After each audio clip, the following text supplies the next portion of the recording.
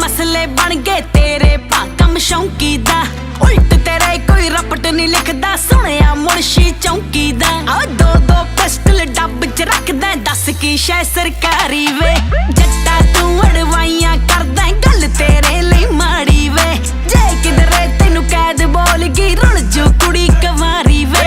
जट्टा तू अड़वाइयां करदा, गल तेरे लिए माड़ी वे। हाँ जे किधरे तेनू कैद बोल गई, रुल जू कुड़ी कवारी वे।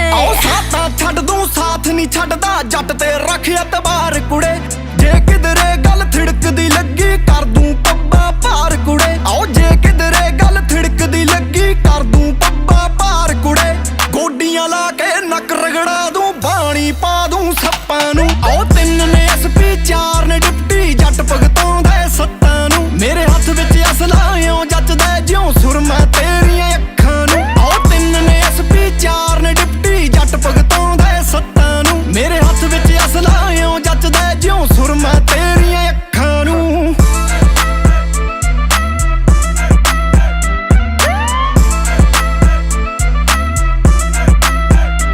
स्ट्रेस दा लेवल पीक ते हो गया, तेरे पीक ते झगड़े ने।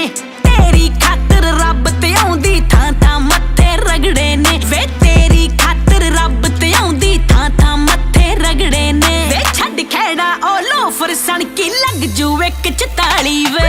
जट्टा तू अड़वाइयां करदा, गल तेरे लिए माड़ी वे। जे किधरे तेनू जेल बोल गई, रुल जू कुड़ी कवारी वे। जट्टा तू अड़वाइयां करदा, गल तेरे लिए माड़ी वे। हाय जे किधरे तेनू जेल बोल गई, रुल जू कुड़ी कवारी वे।